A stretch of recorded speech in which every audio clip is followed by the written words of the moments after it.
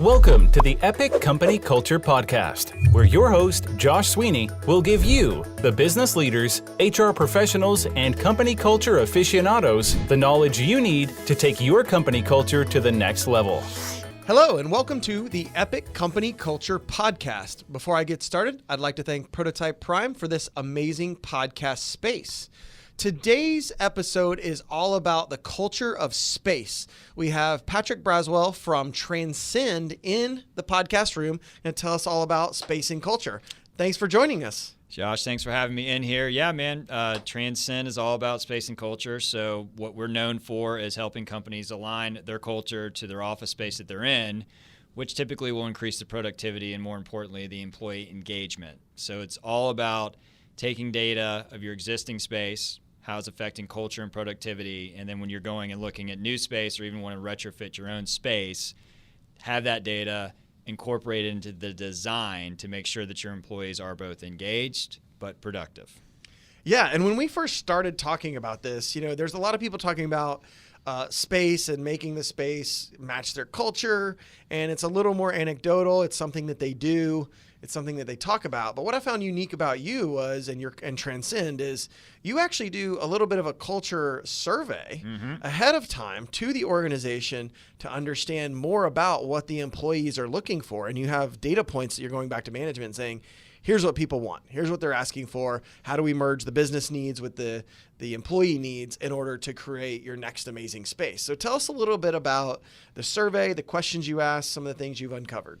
Yeah, so, it's funny. We've been at this for 4 years now, right? And so over those 4 years, we have now surveyed close to 4,000 employees. Obviously not all at one business. That's amongst all of our clients. But the survey has just gotten better and better and better as we start to see more data coming in. We start to realize other questions we should be asking. And it's been a great ride. It really has. But the key to it for us, decisions, these are $1 million decisions being made, right? A lease is $1 million decision most of the time being made, and people just don't have data. It's more about, hey, Josh, how many employees do you have? Okay, let's say 150 per square foot per employee, and okay, great, let's go find you 4,000 square feet, and then I show you between 5 and 20 buildings in Buckhead because that's where you want to be. What we have found is that you have to understand how that current space is affecting your employees. And that culture survey that you mentioned is one of the key ways that we do it. And so it's a 5 to 7 minute survey. We send it to the employees, and it comes usually from the CEO or COO and goes out. And there are questions in there all about culture, branding within the space, productivity, job function. And then we really dive into the nitty-gritty of the effects of that space on not only your role within the company, but also on your psyche and, again, back to the culture. And so what started off as about 10 questions is now close to 32. And there's some open-ended questions, which I got to tell you, there's some awesome answers when you do some open-ended questions. And it's like, what's one thing you love about your company? And then what's one thing you love about your space? And then what's one thing that you cannot stand about the space? And then those just 3 open-ended questions right there, they yield some amazing answers. Answers that are really like just at the heart of what may be wrong or what may be great about the company. And then there's some off-the-wall ones that you just sit there and you laugh at. And you're like, that is hilarious. But I can't do anything about that. But I can't do anything about that. Like, Josh chews with his mouth open at his desk, and it drives me nuts. Right. That would be a problem. Would be a problem. So we're like, okay, we'll incorporate something where you have to eat in the break room. Right. But it's just no funny eating stuff at your like desk that. for you. Right. But you will find things in there that say, what's one thing you love about the space you're in? And someone will write nothing, but I love the company culture. Okay. And that's a great answer to get because that's something you can fix. And that's something you can inspire because you've seen that answer. And what you're doing as far as the company culture is great, your space just doesn't reflect that. So what are some of the really good and really funny or bad answers you've gotten? Or can you recall any? No, yes, I can definitely recall some. The one that I gave you is a real life one, and we actually get that quite often. And they literally put the names in there. So and so eats at his desk every day, and he chews with his mouth open. And cooks fish. Right, and you're like, and then there are some that will say Indian food smells really bad, and I hate when people, I sit Right. near the break room, and when someone's cooking Indian food, it smells Right. throughout the office. But, typical funny ones that you get are, I sit right next to the bathrooms, and so and so always bring the paper with them to the bathroom and then put it back in the break room, and I think that's disgusting. Yeah, right. You're like, I did not need to know that, Well, but maybe I did. I don't you're want that looking paper. at it and you're like, Right. I know like a few guys in my Yeah. company that Yeah. will do that, and it's typically a So female the new that is bathroom saying needs that like a paper right, holder that needs a paper hook in the or bathroom. just don't bring it back to the break room. Right. But there's typical things like that. One time, and this is a very, very simple example, but one time we found that the culture was amazing, the space that they were in was lining up great.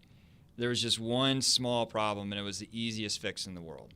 And that was the company needed a coat rack. Because Got it. people were tired of putting their coats on the back of their chairs. Yeah.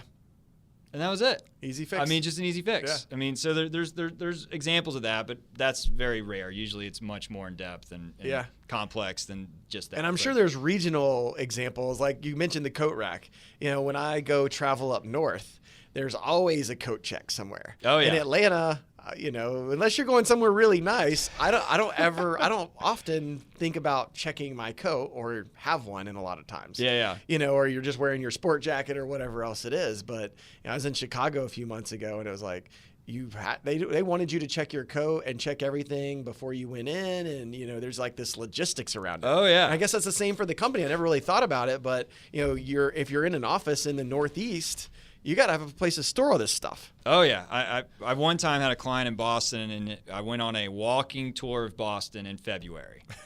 For the record, I left my overcoat. Like, I forgot it. It wasn't like I didn't think about it. I just forgot it. And I show up, and the guy that I was working with in Boston picks me up at the airport, and he's like, "You Southern guys are all the same." I'm like, "What are you talking about?" He's like, "None of you have ever come up here with an overcoat." And I'm like, "Whoa!" Like, I forgot it. Anyway, and I'm going door to door. It's okay. The third building we went to, I was like, "Y'all are gonna have to do this on your own. I gotta go find I gotta go find an overcoat." Right. So I bought an overpriced Joseph A. Banks canvas, whatever. But no, a lot of what you find is there are regional things, and when we do these culture studies with companies that have multiple locations, you start to see that. But one thing that I don't think most companies think about is, say you have 12 locations, right? And you've got your headquarters and you have 12 regional or national locations. The technology piece in those collaboration rooms, in those conference rooms, it drives people nuts when they don't match up to the office that they're used to. Yeah. Because you learn how to use one system, and then you go to the other one, and It's not working. completely different. And now it's not that expensive to match those up everywhere you go, but it's just one of those things that, I'm in the business and I didn't even think about it until we started looking at the data from these culture studies, and we're like, oh man, like these people are using, call it Skype all the time, but the way they're interacting with the technology in the collaboration rooms is different in all 12 locations. And so it's driving these people nuts. They are going from Atlanta to Boston, and they're trying to do a teleconference call, and they can't get the system to work in Boston because they're not used to it. Yeah. So it's little things like that. Yeah, and I'm sure you come across all sorts of examples. I mean, before we started talking on the podcast, we were talking about key card and entry and KeyC and secure, all these different systems. But I mean, it's the same thing. You travel somewhere else, and it's owned by a different building, it has a different key card, there's more to manage for them. Yep. Every time somebody travels between an office, you got to call somebody up instead of going into an app and saying, yeah, they have access to this door or this room. Yeah. Right? Yeah. It's exactly right. I mean, the access control is a very easy one to think about. And, there are a lot of new technologies and new players going into access control.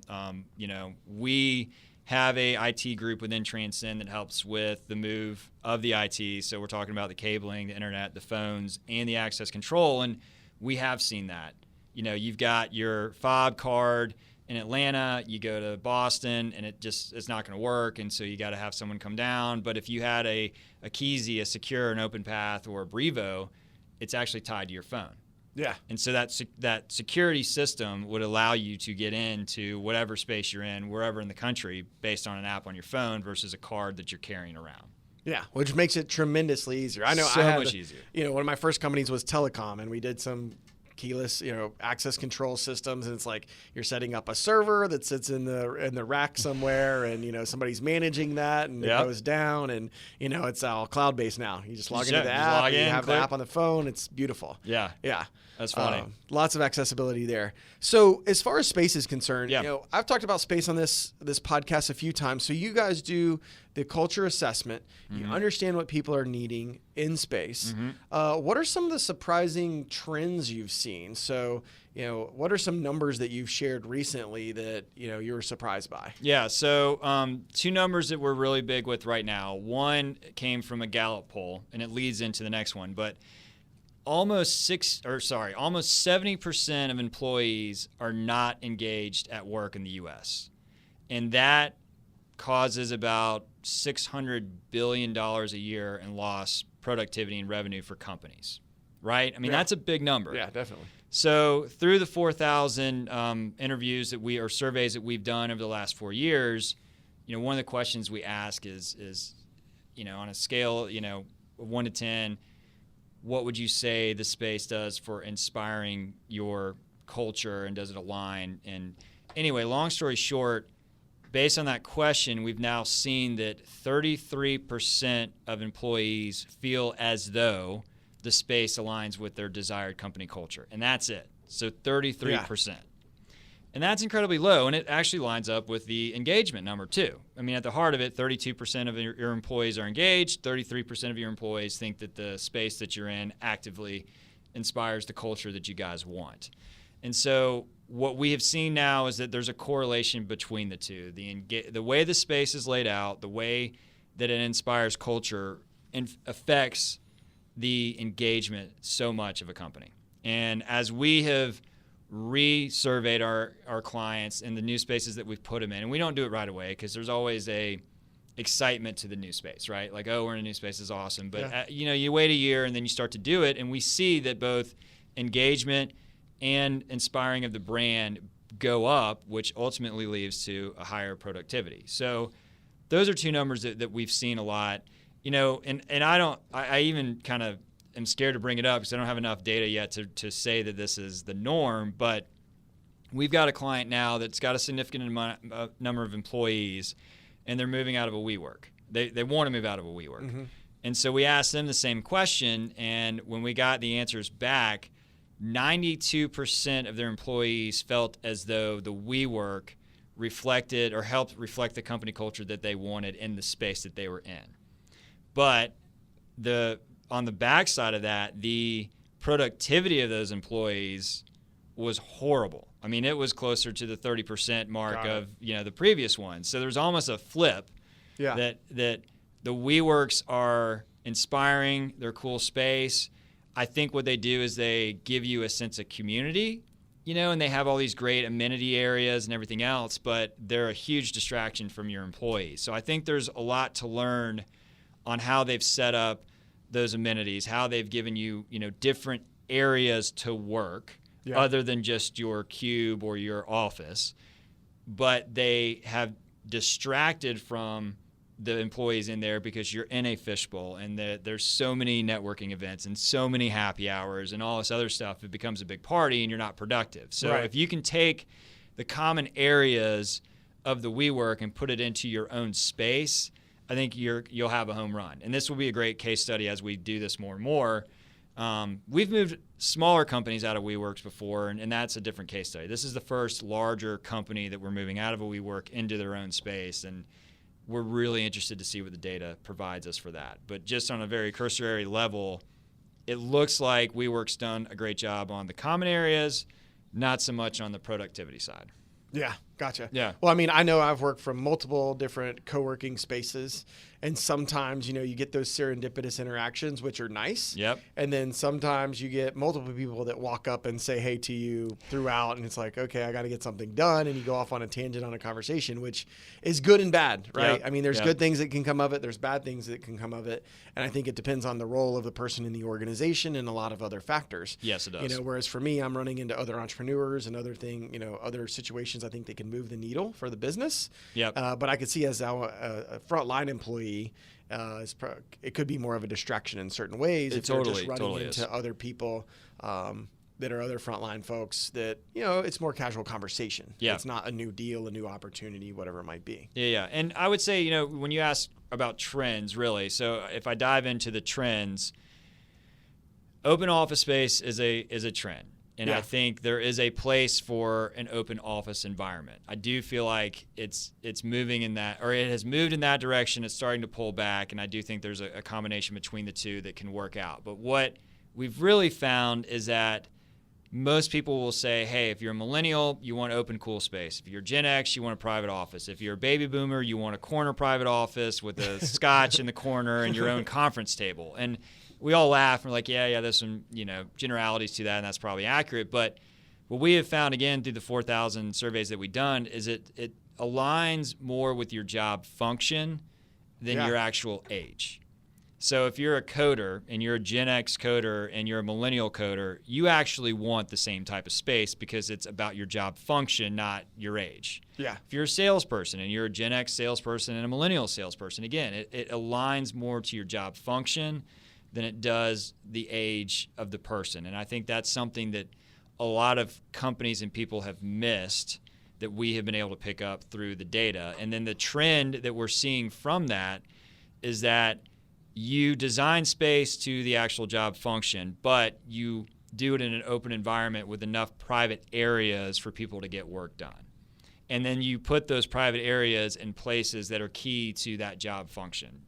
So it's for us, the trend that we see with our clients that is it's more about job function than anything else when it comes to the productivity and the design of the space. Yeah, which is, an interesting differentiation, because I know when open space kind of got kicked off as this new trend, being in the sales and marketing software space, I would, the first immediate thought was like, well, where are you going to put your salespeople? Oh yeah, they're loud.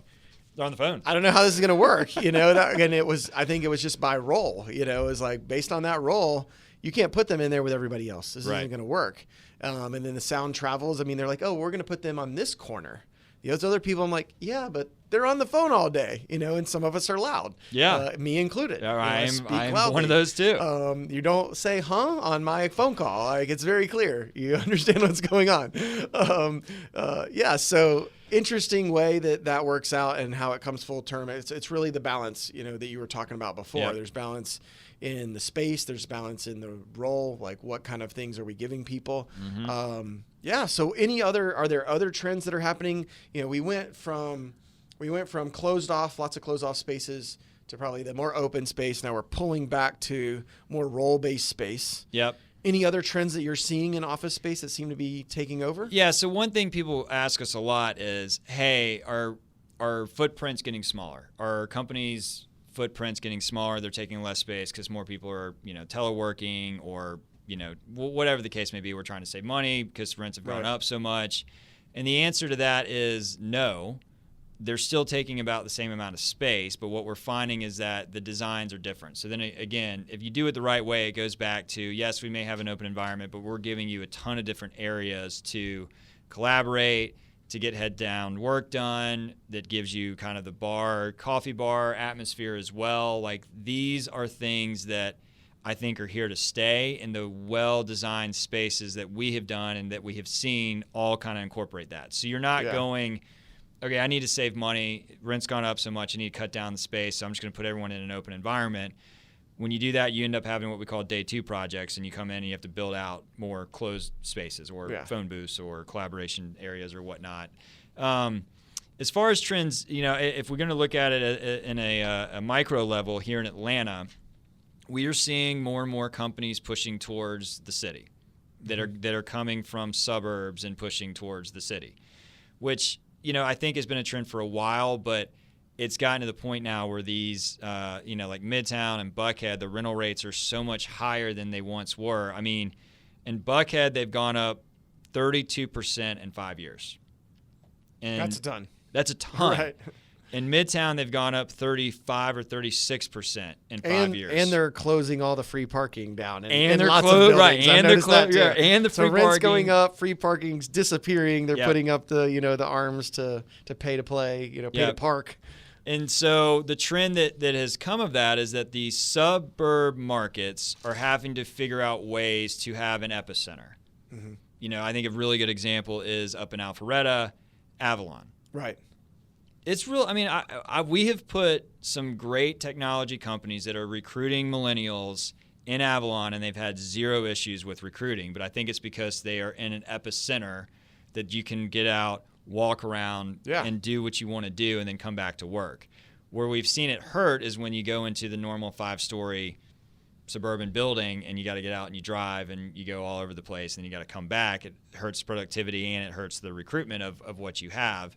But the trend is you need to be closer to epicenters no matter what, whether you're in town or you're outside of the perimeter. If you can office yourself near an epicenter, you will have zero issues with recruiting and retention. So what are the other epicenters besides Avalon? So I'm familiar with Avalon. I go into Buckhead, go into Midtown a good bit. Yeah. Like, what are some of the other larger ones that are either So exist or in play? Peachtree Corners has done a really good job with Forum, near where we are right now. Yeah. And the buildings that are near Forum or that you can walk to, like you have seen the rental rates go up significantly because of that, right?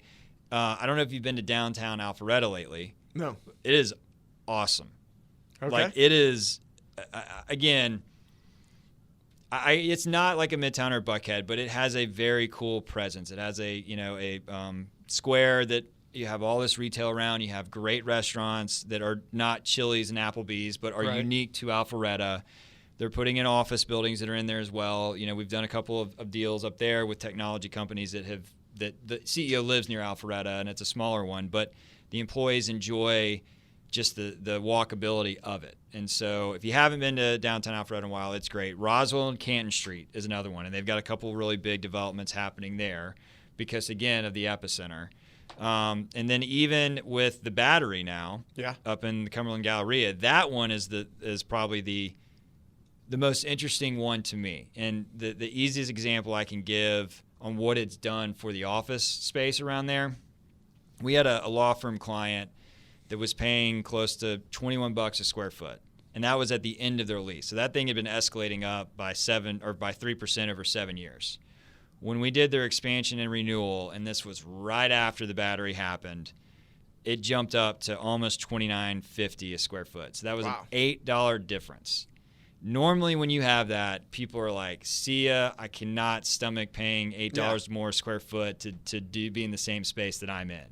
But because of the epicenter of the Battery and the cool factor and, all the retail that goes along with it, he had no issues whatsoever. Nice. Yeah. So that's what I'm talking about. Like if you can put yourself near there, it will help the culture. It will help for a business, for a real estate owner. It helps with rents. Like they understand that. They're smarter than I am. But that's kind of what we have seen.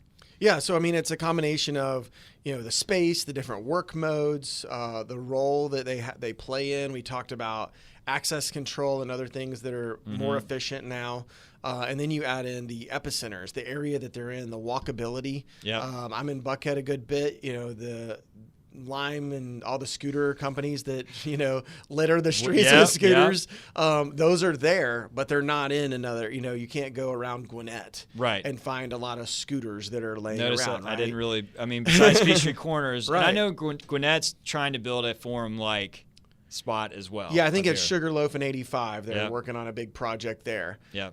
And some of those, I don't know how much office spaces, new office spaces being built, but they are building and growing that out. Yeah. But yeah, I mean, I think all of it comes together is what maybe you're getting at is all of those things come together for recruiting efforts. Yes. For finding talent, for where people want to be, for productivity. You don't have to get in the car and drive to lunch. Like if I leave here right now, I have to drive somewhere to go get food. Yep. Whereas think about how long that takes you too. Yeah. If I'm at Atlanta Tech Village, I can walk to 10 different places, or I can jump on a Lime right outside and like scoot up the road, which I haven't tried yet, but I see people do it all the time.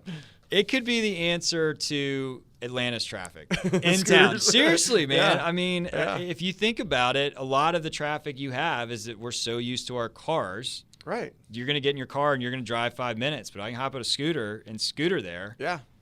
I don't know, man. Like that keeps me off the road, and Right. I may kill And somebody there's on the some minimum- sidewalk. Right. There's some minimum parking issues there, right? Like a lot of places, the minimum park is $5. So when you leave, Yep. you paid for the time you were there, and then it almost resets it. I don't know if the math works out, but it seems like you could pay more by leaving and coming back for lunch. Yes, you Is could. that right? Yeah, think I you mean, could. yes. And, It sounds right, but but you also mentioned something else, the parking. yeah. Huge issue now in town. Midtown, Buckhead, downtown. Because if you think about it, let's take Salesforce, for example. You now have Salesforce Tower, and they're in, I think, 6 or 7 floors now, and they pack people in. Right. So now they're higher density, yes. and parking was built for these structures in the 80s. For like law firms, right? Right. And it's like, Right. 450 feet Yeah. a person. But then you take it a step further and you put a WeWork in a building. Yeah. And now they're putting, call it put one person for every 40 square feet. Yeah. Not only do the HVAC systems and a bunch of other things within that floor have to change because they were never meant for that density, but the parking is just, it's crazy. Yeah, non-existent, It's non-existent. basically. Yeah. So we have clients now that are in Buckhead that for the first time ever, they're considering Perimeter or they're considering Galleria because there are some epicenters there, but they just can't park. And they can't keep telling their people, hey, go park at the Hyatt parking deck and walk to Tower Place. Yeah. And oh, by the way, all females are going to get to park in Tower Place, but all males are going to go park in the Hyatt. And then Right. you're going, oh, well, my legal counsel is telling me I'm going to get sued by some dude Right. that's like Right. thinks that his safety is at risk now. You Yeah. know, like so that's something the city needs to figure out. And whether it is the scooters or the bikes or whatever, it's going to continue to be an issue in town as more and more people move in town. And Yeah. we are getting more dense, but I think again that density will let up a little bit as people realize they still need more private areas. Maybe not designated to Josh and Patrick, Yeah. but more private areas. But the WeWorks and the Industrices and the spaces with the density they have, they will kill a building's parking. Yeah, and my immediate thought was, yes, your square footage of desk space, right? The amount of space the cubicle and the side drawers and whatever take up has shrunk. But then now you're adding private space, you're adding more work modes, you're adding Yep. beanbag areas or couch areas or just different ways that people want to work, and you're taking up the same amount of square footage, but it's much more efficient Correct. in that they get those different work modes that they like. Because Yep. some days, you want to have a wall in front of you where everybody that walks by, you're not seeing them through glass and distracting you. And sometimes you want to be in an open area and in a more relaxed chair. Yeah, You know. that's right. And in Transcend space, we're on the phone a lot. We've incorporated a call room that's purely for calls, and then we've incorporated phone booths. And you've seen the one phone booth we Yeah, I have, did and see your we're booth. going to buy another one. I think your phone booth was like very spacey looking. There was something unique about it compared to some of the other phone booths that I've seen. Like I've seen legitimate phone booths, Right, like the right, red right. phone booth. Yeah. And then yours was like a capsule or something. It does I kind of looked at it and I'm like, this belongs on a spaceship. It's kind of interesting. I So- didn't get to check it out, but it was definitely different. It brings in air, so you're not Okay. hot, right? So it's cycling through air. It's got plugs in it, so you can plug in your computer and your Okay. phone. But the outside of it, what we love, you've got the glass door, so you got natural light Yeah. coming in. But every side of the other 3 sides of the outside are all whiteboards. And so you can use it as a whiteboard Okay. as well. So it's In that whiteboard. booth. So it's whiteboard I didn't feel like it material. was like wide enough to have all that, but, But I haven't been in it. I know, but so that aspect of the whiteboard being on the outside of it Yeah. helps. So if I plop it right in the middle of the area of, because our space isn't that big, but you Yeah. plop it right in the middle, then you can congregate around it and whiteboard on it. Interesting. So Okay. it's just little things like that. But that booth was once $12,000. Now they're down to $3,500 Yeah. as they get better and better at making these things. Got it. So it's a cost alternative that is, in my opinion, not that expensive to put it into a space and fix things. Yeah, and I mean, as more people, do the trade-off from large cubicles systems to these other things, Yep. the price will come down, and they'll have more volume to sell and things like that. Yeah, Hopefully. Hopefully. Yeah. Yes. Well, that's what we hope. Yeah, yeah, or not. Or not. We'll see how that pans out. Yeah. So, any other things that you would like to share about culture and space things that you see happening, where it's going, anything that we missed? I would say, if you're a CEO or C-level person out there and you are really hoping and striving to have a great culture, you have to consider your space and what that does to its culture. You can't just say, oh, I'm going to give everybody free beer from 5 to 7. Like, that is a perk. That's not culture. I'm going to give them free coffee that's from, Goats, whatever, that everyone loves. Like, all these like local coffee areas. Again, that's a perk. That is not culture. So think about what is really around culture. Think about how you want to instill that into your corporation, and then think about how space affects that, but more importantly, can help it grow and be a way to ignite it. And I think the clients that we've worked the best with are people that are looking to make a change, meaning they see something in their culture they don't like. They're going to try to change it, and they're using moving into a new space as a kickoff for that. You don't have to do that. You can make those changes within your existing space, but those people have taken a serious interest in it and pushed it forward. But they also did things, and you and I talked about this, they did things after that to continue to make sure that that culture was being inspired. So it wasn't just hey, we moved in a new space and now we're done. We're back to our old ways. It's a catalyst for change across the board. It's a catalyst, and then they bring in someone like you that comes in and makes sure that they're measuring what that is every single year or quarter or however often they're doing it to make sure it goes forward. But when I look at the numbers and I go back to just engagement period of the U.S. worker, the number of 70% are unengaged is awful. Yeah. And as C-level people, we have to take the blame for that, because we are the leaders of the corporations, and we have to really think about what it is that is affecting that. Space is one, but then there's other things as well. And how can we as leaders come together, help each other out, but really push forward for people to be engaged? Because if they're engaged, they're happier in the house, they're happier at work, and you will be more profitable. Yeah, at the end of the day, it'll make the change happen. At the end of the day, it'll make the change happen. And I know you're all about culture, and that's what you do, and I applaud you for that, because it's not an easy thing to do, right? And if you don't pay attention to it, then your culture is going to take on the lowest denominator.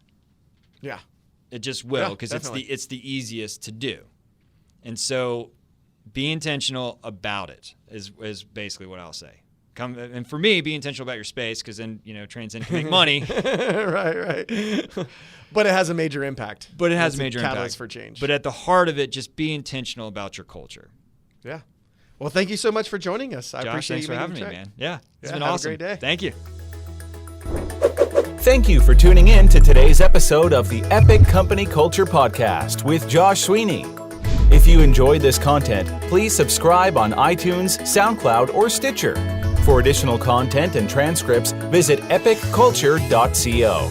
If you have questions or topics you would like us to address or expand on, tweet us at epicculture1 or email at podcast@epicculture.co.